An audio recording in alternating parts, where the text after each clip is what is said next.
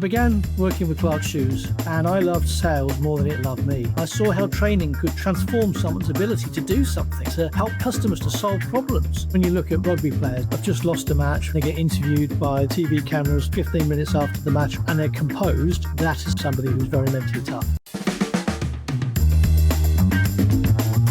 Welcome to the ISP Podcast, where we speak to salespeople about their journeys to help you demystify the profession.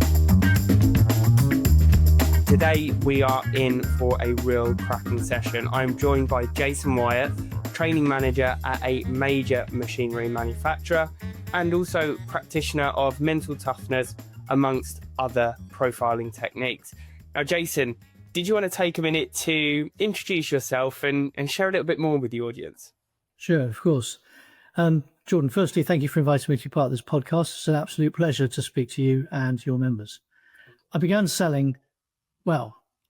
actually delivering papers when I was 13, newspapers. I was a newspaper boy for nearly 5 or 6 years. And I didn't think that had anything to do with selling. But what I learned by delivering newspapers in all weathers to all sorts of people is that firstly, the nicest people tend to have the shortest of drives.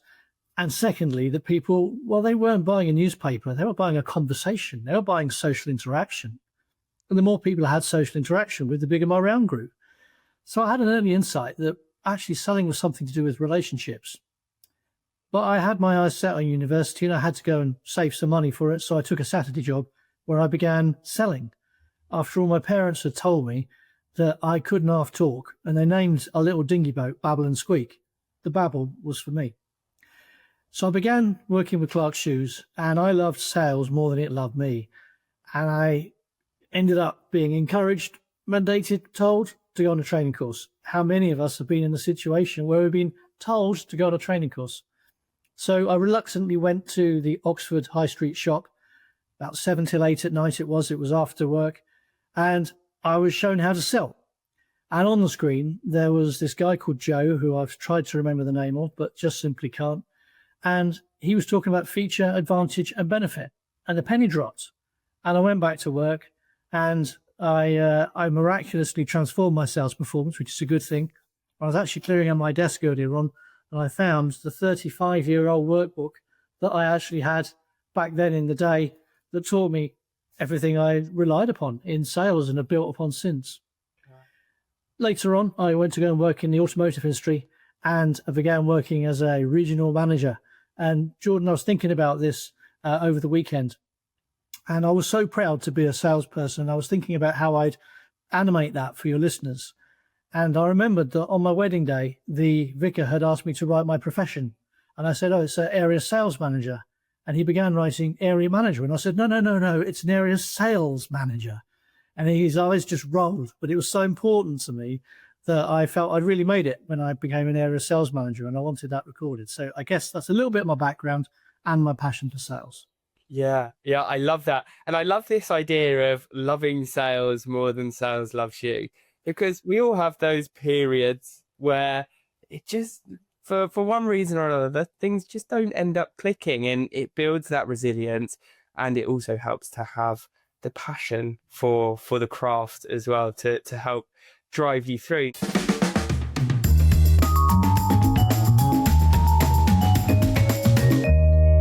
In the later parts of your career, you've now moved into training and also more recently public speaking. So what have you taken from your sales career that has pushed you in that direction, or encouraged you in that direction, should I say? I'm going to take you back to the Clark Shoe shop on the High Street in Oxford. And there was a 14-inch screen, it was a square box, and it was as deep as it was wide, long time before flat screens. And it was a luxury one because it had a VHS that you could slot in, a videotape, you could slot into the bottom of it to play a video. And Joe, the guy who I spoke about earlier on the screen, that 1 hour, that one night, I truly believe that is what ignited my enthusiasm, firstly, of course, for sales. But I really had a bit of a taste of what training was. And I saw how training could transform someone's ability to do something, to earn a living, to help customers to solve problems. It was incredible. I realized that selling was about solving problems. To be a good salesperson, you had to be a good problem solver, good listener.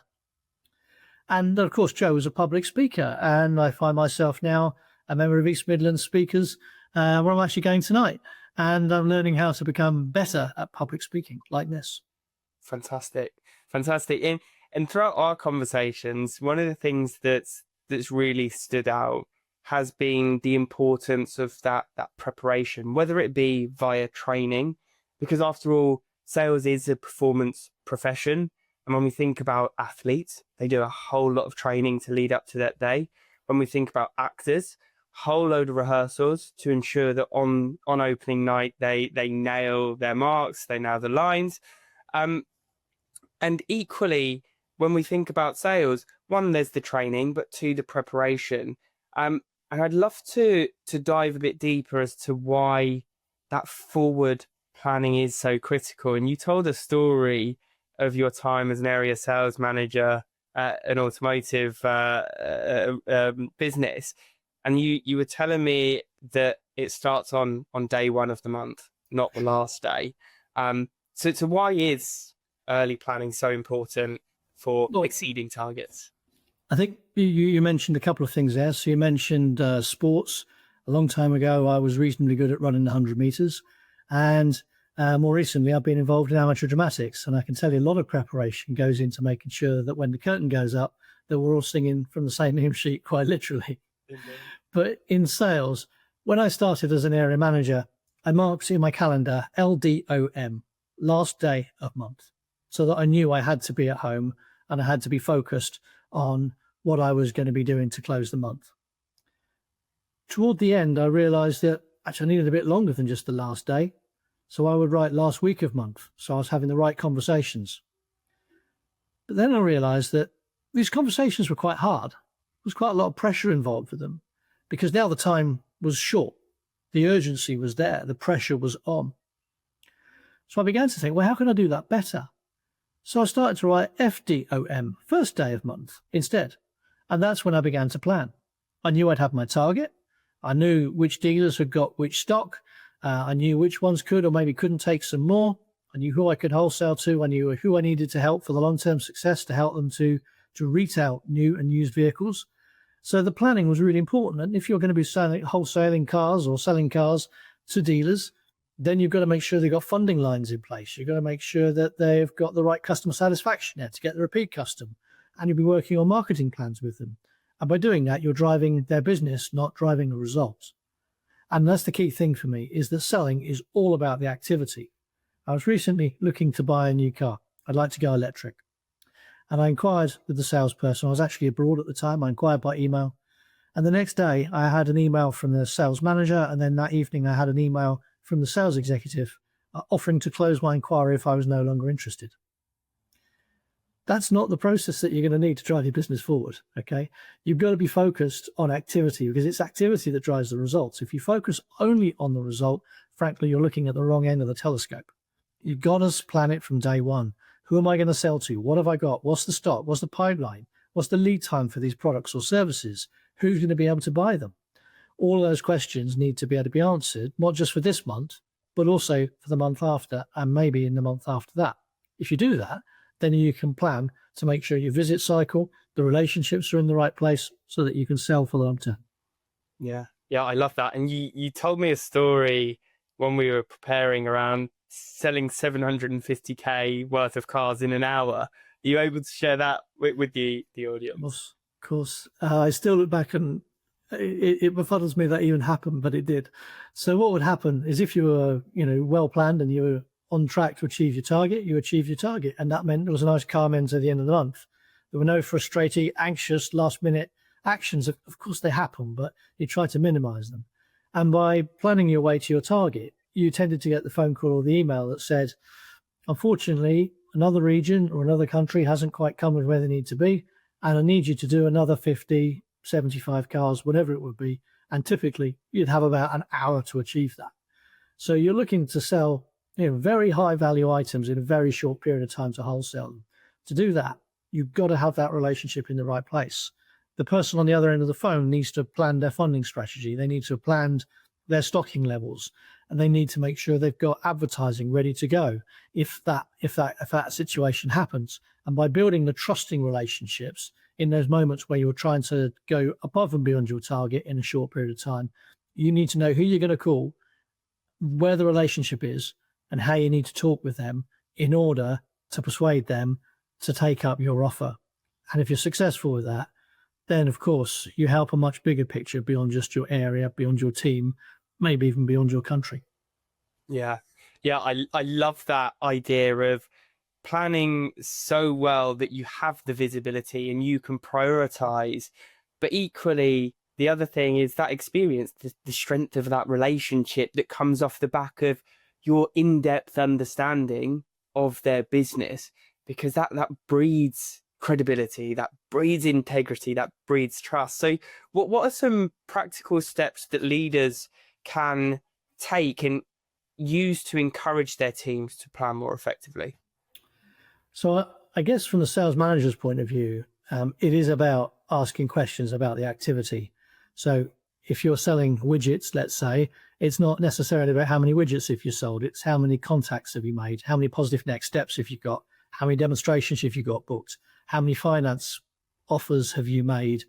All of those are steps to the sale. They are what I would call lead indicators, because they're going to tell you what's going to happen in the future. A sale is a lag indicator. It tells you what's happened. It doesn't give you a good indication about what's going to happen. And of course, as salespeople, we're ever optimistic and we're ever positive that that customer is going to call us back. That order's going to come in. But what are the steps to that sale? What if that doesn't happen? What's your backup plan? That's where the activity comes in. And the most successful retailers that I've worked with all measure activity religiously because they want to know what the forward pipeline is. Yeah. Yeah, indeed. What are the levers that I can pull that are going to positively impact that next? But for the leader, it's all about having the right conversation at the right time. You've got to be focused on that activity. If you focus on the activity, then you know there's a certain conversion rate that comes from those activities, and you know you can be more comfortable, more confident that the result is going to come. Obviously, we're all paid upon the sale. There's no question about that. We're not going to necessarily get paid for doing a great demonstration or a great piece of prospecting. But all of that groundwork is what will lead you on to get the sale. It's very rare that someone walks in and buys something from you without you having planned it. Although there are those occasional bluebirds, they tend to be the exception rather than the norm. Yeah, agreed. And how do you go about balancing that structure and that planning with flexibility when things do inevitably change mid-month? Well, I think stick to the activity is probably, I guess I'm going to say you plan by sticking to the plan. If the number changes, if the particular partner can't buy something from you, then what you're going to do? You've got about three choices. One of them is panic. The other one's ignore it, and the other one's do something about it. I would strongly recommend doing something about it is your best bet forward. And you've got to almost be close enough to your customers to know whether or not there's going to be a problem. If something isn't seeming like someone's got the funding in place, if someone's not signing the document, if you're not getting a call back, there's a pretty good indication there's going to be a problem, right? So you've got to be be really sensing what's happening with your clients. Are they likely to not come through for you this month? And if that's going to be the case, then you need your backup plan, which means you've got to come back to those relationships and you've got to come back to the activity, and you've got to do more activity to pour it into the sales funnel. That is the way that sales works. But I think keeping a calm head is definitely the best way. And when I became quite experienced after a number of years, I used to go for a walk at lunchtime for an hour. And during that hour, I would work out how I was going to solve my sales challenge on the last day of the month if I had one. Yeah. I didn't panic. I didn't ignore it. I faced it, but I took some time to think about it, came back with a plan, executed the plan, and more often than not always, of course it doesn't always work, but more often than not, I found that solution and achieved my goal. Yeah, it's a really good point. I think the forward planning does two things. It gives you that belief, right? Because you've measured religiously, you've got an understanding and a belief that if you do the right high impact activities, those leading indicators, then you will achieve the objective. But also it gives you the confidence to be able to not let the pressure bleed into the relationship with the customer, right? And often the pressure that a salesperson gets internally can end up derailing that relationship. And you've said that the relationship is the heart of sales.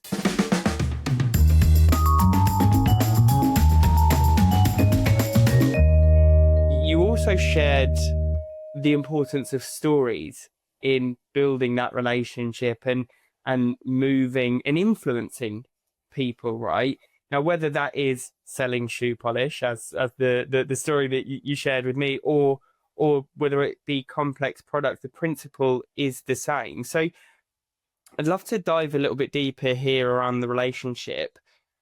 Initially, how do you go about identifying which relationships need the most attention and which ones could then unlock bigger opportunities? Well, should we touch first on the storytelling? Yes, please. So the storytelling piece came to me pretty early. As I've said, I like to talk. I've been told that many times. But I like a story. I buy a story. I'm an expressive person. Yeah. And I'm careful to try to choose the audience that I'm speaking to whether they will enjoy a story or not. But back in the shoe shop, I use stories to sell polish, because you're not just selling shoes. You're selling pride in a child. You're selling someone's self-confidence in themselves at work when you buy them, when they buy a nice pair of shoes from you. And back then, 30 odd years ago, I was selling shoes for 60 and 80 pounds. I mean, today that's 160 pounds on a pair of shoes. And I was selling multiples of them a day. So your story will be built around what you think is important to that customer. And you can gauge that by what they tell you, how they appear to you, the choices that they're making. So you use those stories, and some of my polish stories, I won't bore them with you, but they are different stories depending on who was buying the same polish. And it's the same when you're in more advanced sales. So if, let's think, you're selling extended warranties or service plans, well, service plans will have a number of benefits to people. One is that it's inflation proof. The second is it spreads cost. And the third is that it provides them with peace of mind. Now, different people will be attracted to those different benefits depending upon what profile they are. So understanding your customer ensures that you are ABS. Always be selling. By ABL, always be listening. Always be listening. Always be looking for the cues from your customer. If you get the cue right and you're listening into not just the explicit need, but also the explicit need, then that's going to enable you the confidence to introduce the right story. And people tend to buy stories. They don't tend to buy things, right? Yeah, indeed. I think it also adds that sort of social proof as well. If you can tie in some of your experiences, how it's impacted others, it sort of gives that confidence. And you mentioned there the importance of tailoring the message so that it resonates with the different customer types, different personas. How can sellers go about developing this skill, and how can leaders encourage and help to accelerate that? Well, I guess it comes back to your activity.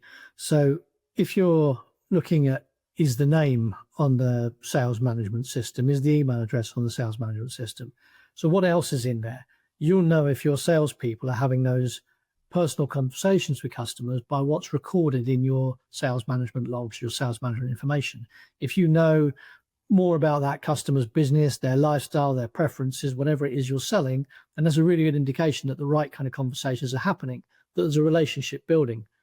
I always used to think that there was an axis of stress and preparedness to buy, and that your preparedness to buy is inversely proportional to your level of stress. Stressed people don't tend to buy things. They don't tend to make good decisions, and they don't tend to be long-term customers. So keeping your customer relaxed, making sure they're in the right state to make a yes decision, but also building the equity of you as a trusted advisor is really important. And therefore, for me as a leader, I'd be looking into my sales logs, and I'd want to be looking at rich vein of data in there so that I know, am I selling the right product? Could there be additional products I might be able to sell? Are there third-party products that I can recommend? Because that's the mark of a trusted advisor. They're advising the customer on the best way forward. But you asked me a question on stakeholder management, and it's also closely related to this. You must understand your stakeholders. You must understand the relationship that you have with them, whether that's third-party businesses, suppliers, customers, people within your business in marketing, logistics. Sales is a very difficult job. Not everyone understands it in their support functions. So understanding your stakeholder relationship and being able to map it accurately out, because there's often a conflict between the most important relationship and the quality of that relationship. We tend to have the least good relationships with the people who are most influential, who tend to be most influential to our success and hitting our overall objectives. So working on understanding the quality of the relationships that you have and what dimensions you might be able to develop it in is absolutely essential. And that's also true with your customers. How good is your relationship with each customer? It won't be equal. It's not possible. We're all individual. We're all unique. We've got different preferences. So understanding the preferences of your customers, and if necessary, maybe even engaging a different salesperson to speak with them if you think someone else might be able to do better with that customer and get a better outcome, is a really essential thing. Yeah, it's a great point. I think there's such a focus on this idea of multi-threading and salespeople having the relationships with various people that we often put too much pressure on the individual salesperson having those relationships, when really at times it might be better to bring someone else in that will have a better relationship, that will have a stronger relationship. So whether that be someone more technical or whether that be someone more senior, how can you create that ladder of relationships to have the greatest impact?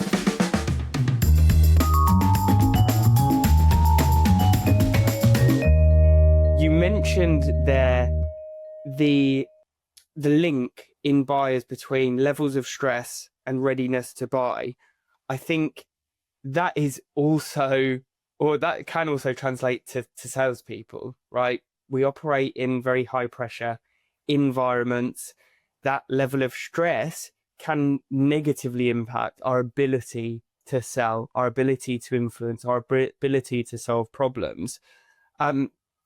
Now, I know that you are a practitioner of mental toughness and the mental toughness questionnaire, which is a game changer for salespeople. Initially, what's the difference between mental toughness and just being mentally strong? Okay, so mental toughness is a behavioral traits profile, and it's a very useful profile to use because you can measure distance traveled across a period of time because they're developable traits. Okay, a lot of profiles that you do the profile and you'll be fairly static across that over a period of time. I really like the mental toughness piece because it's usable both in academia, it's useful in business, and also it's used in sports quite extensively. Yeah. And when you look at rugby players that have just lost a match, they've just missed the kick between the posts, and they get interviewed by the TV cameras 15 minutes after the match or less, and they're composed. That is evidence of somebody who's very mentally tough, particularly on the emotional side. So there are 4 areas. The first is your commitment, which is your goal orientation, your preparedness to work toward the goal. The next is your challenge, which is your learning orientation and your risk orientation. Your learning orientation is the preparedness by which you can see failure as another learning opportunity. The risk orientation is your preparedness to work outside of your comfort zone. The third quadrant is confidence, which is interpersonal confidence and confidence in your own abilities.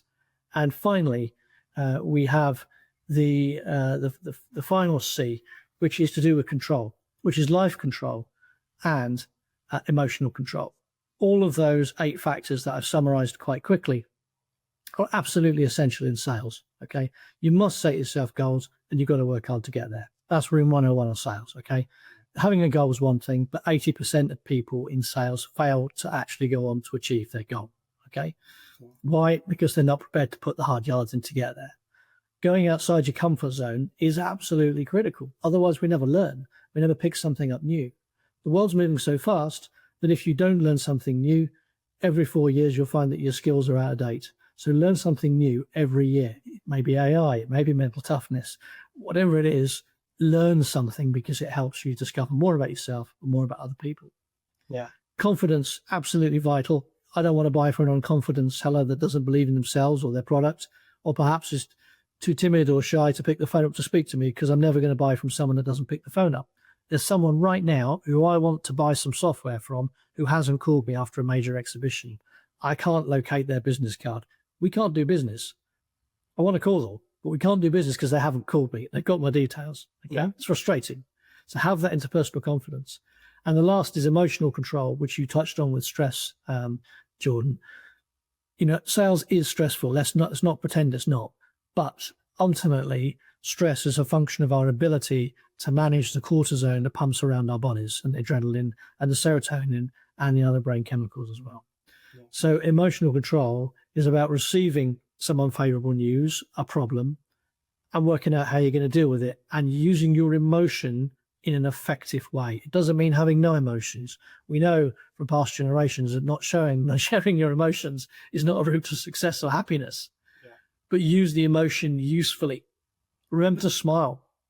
I'm quite emotionally controlled, but I have to remember to tell my face I'm enjoying stuff. Okay. And equally, I have to remember to be able to convey when I'm not happy in a controlled way. Yeah. And the life control piece is about you affecting things rather than things affecting you. And as a salesperson, you're going to need life control. You're going to need to believe you can make a difference. Pair that with your goal orientation and your commitment to actually deliver that result through achievement orientation. And you're going to be a long way further forward than many of your peers. So mental toughness is really helpful as a profile because it relates to all skills that salespeople need. And if I could wave a wand and wish one thing, it would be that when anyone starts in sales, that they take a mental toughness profile and get a coaching session on how to best leverage their learning for the benefit of the salesperson and the customer. Yeah, I love that. You've summarized that so concisely, so well. I have recorded a podcast with John Tunstall and Doug Strachachik. I hope I pronounced this surname right. There we go. So I will also link that in the description of this podcast. So if you want to find out more, take a listen to that or reach out directly to Jason because it's super insightful. And we've only just skimmed the surface of his expertise and his experience. So please do reach out. And with that being said, I know that you need to shoot off. So I will close here.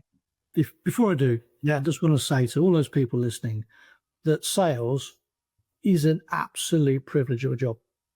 Like, done well, sales is an absolute privilege of a job to be able to help other people, to be able to shape solutions around you, and to be able to better the experience of the customer, because nobody is ever going to forget their favorite salesperson. And with so many people out there maybe not doing the job as well as you can, particularly by your membership of the Institute of Professional Sales, imagine how good it would be to be remembered as the best person who'd sold to somebody in their life. You can do that. You can do that. You can make buying more pleasurable. You can be an ambassador for sales, which so often gets the wrong reputation, because selling, it's not about hard sales techniques. It's not about pressure. It's all about being consultative, listening, and developing great relationships that result in pleasurable, successful, long-term sales. Yeah, so well said. I think it was Maya Angelou that said, people forget what you say, people will forget what you do, but people will never forget how you make them feel. And it's so important that buyer experience is the differentiator, and the level of trust, the level of the relationship that you can achieve. Jason, thank you so much for joining me. I will let you go and enjoy the rest of your day. And to everyone listening, until next time.